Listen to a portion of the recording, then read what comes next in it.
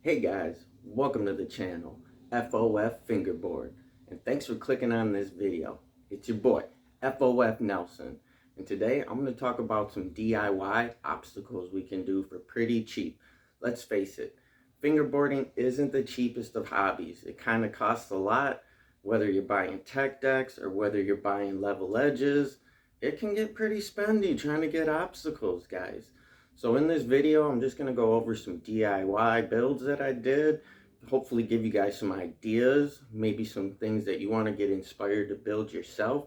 I'm going to go over a price point, I'm going to go over materials, and I'm going to go over where I found these different items to make these obstacles. And I'm going to have a price range all the way from about just under $20 to like under $5. So whether you're balling on a budget or you got stacks of cash, there's going to be an obstacle on here that you guys can make for pretty cheap. So thanks for clicking on this video, and let's jump into these obstacles, guys. All right, guys, so first up, I have a marble manual pad. I really wanted some marble to skate, and I thought a manual pad would be perfect just for those buttery manuals. And this is it right here. So basically what we have here is a towel rack that I found off of Amazon. I'll show you guys. There we go. So that's the piece that actually came with it. I think it's actually a napkin dispenser, not a towel rack, excuse me. It's a napkin dispenser off of Amazon. And I mainly got it for the manual pad. But if you really needed a rail to skate, that's actually not a bad rail. I would probably just do something like this and screw this on top like that. So that way, this way you would have your nice flat marble ledge to get on. It's still sweet. And then you could even flip it over and just have a rail on that side. So if you don't have any rails, this is probably like a 2-in-1 obstacle. This was the most expensive DIY obstacle I'm going to talk about. I'm going to start with the most expensive and get down to the cheapest ones. Mainly this was the most expensive because the material it's made out of. Obviously, marble is not the cheapest material, so it's going to cost you. But if you want a real fingerboard obstacle made out of this, oh guys, we're talking super expensive. This was honestly only 16 bucks, 17 bucks. So super cheap. It's got two little holes right here, obviously where the screws would go through to attach the rack. But those holes are so small compared to a wheel. You're not going to get caught in that. You're not going to get hung up in it, anything like that. I never have, but I was a little cautious. So just to prevent that, I actually poured candle wax. I just melt some candle wax and just poured that in the holes, let it dry up over time. Boom, you got your nice flat ledge. You know, it's pretty awesome. These right here are just some tile feet that I had left over from a different build because I wanted some more height out of it. It's a nice thickness. You don't got to worry about that thickness, guys. It's pretty thick. But I just wanted some more height out of it, obviously. So I threw those feet on, and then just some foam grip on the bottom to make it non-slidey. So that's the first one. That's the first obstacle. You can probably find it on Amazon right now. And as far as the feet, if you just got some spare Jenga pieces or something lying around, or if you just got something that you can use for the feet to glue on, or you don't even need the feet on it. Like I said, you can attach this and just flip it over that way if you wanted a higher one to use. So I'm going to give you some quick measurements real quick just so you get an idea of the sizes, and then I'll move on to the next one. So this is just over 5 wide and a little over 9 long. So that's another reason why I bought this one. It's got nice length. Gives you room to trick on, do whatever. So that's the first obstacle, guys. The marble ledge for just under 20 bucks. I use super glue to glue these onto the bottom. You can find super glue at Dollar Tree for $1.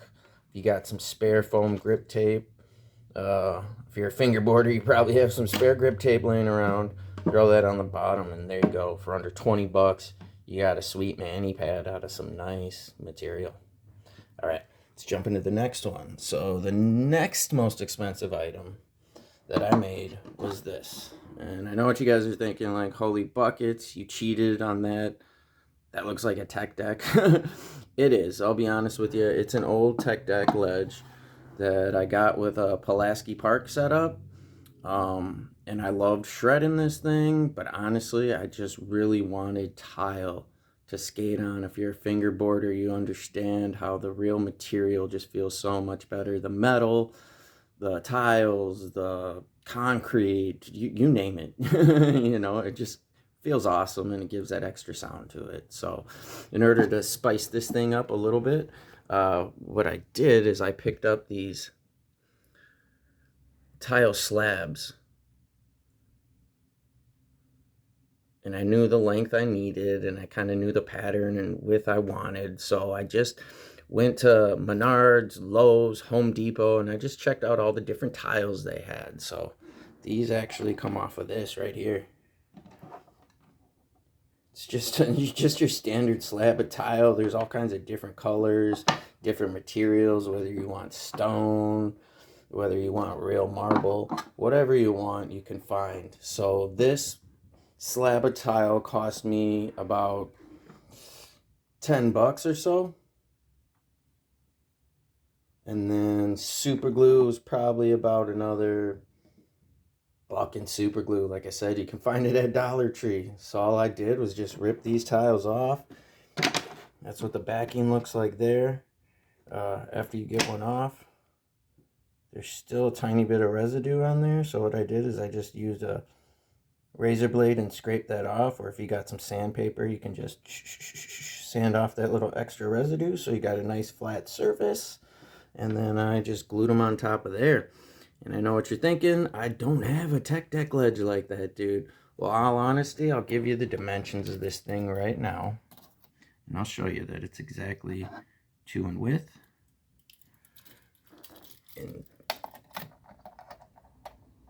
And as far as the tech deck ledge goes, just slightly over an inch. So you could pick up a 2x1 or a 2x2 if you want more height. Cut it to the length you need. Glue your tiles on. Simple, simple. So we'll say what, another $3-4 bucks in wood if you don't have the tech deck ledge. I already had that. So to me, this flat cost was literally like 10 bucks. To you guys, it's gonna be maybe 13 bucks because you need the wood or the material to actually glue the tiles on top. But I know you guys hear that. That is so awesome skating that. Oh, man, highly recommend getting some tile, finding a just 2x1 and gluing them on top with some super glue. Super easy build and really fun to ride, guys. Highly recommend that one. Highly, highly recommend that one. Then we're going to get on to the next DIY obstacle we got here. Boom! It's kind of a grass gap ledge, basically. So this right here, you're going to be able to make this for around $5 to $6 bucks. Super easy build, to be honest with you guys. I'll flip it over and show you what I got. It's actually just a picture frame that I found at Dollar Tree. Literally $1 for that picture frame. But the width and the length was almost perfect for me. I'm like, oh, dude. The height wasn't quite what I needed it to be, but as you guys saw earlier, I have some of those spare tile pieces, so I just glued those on for feet. And then literally the moss also came from the Dollar Tree. $1, dude, for a bag of fake moss. Some super glue is how I used to attach everything. A little bit of foam grip tape. Just cut little strips and put them on the feet at the bottom. This thing doesn't move at all anymore. It's a wood ledge. And then, yeah, that was basically that build. These right here are just like some plywood pieces that I also found at the Dollar Tree in their hobby aisle. And just so happened that they were almost the exact perfect fit in there perfectly. So I'm like, dude, let me stack one or two of those up, glue them in there. I had some spare stain and I just stained it. Otherwise this wood would be light colored. And then, yeah, super glued some fake moss in there.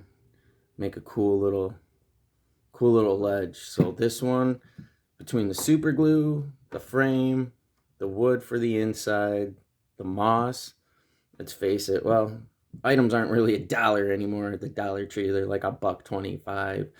So $5 maybe, $6, because if you don't have the feet, the Dollar Tree also sells little wooden Jenga pieces, dude. And for $1, you can get little wooden Jenga pieces and just use those to glue them on the bottom. And if you don't have any spare stain sitting around the house, because that might be an expensive cost, I had a can of stain sitting around. You might not. That you'll just leave the wood yellow. It's gonna look like my countertop basically. So yeah, another cool build. Let's give you some dimensions real quick on it.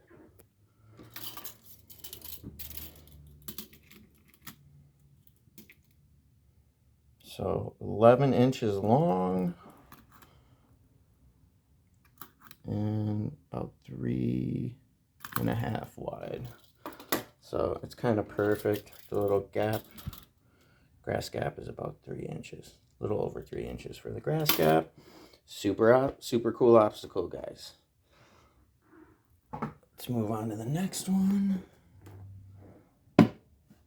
This is just a simple box, dude. Really easy. I picked up this box from Hobby Lobby.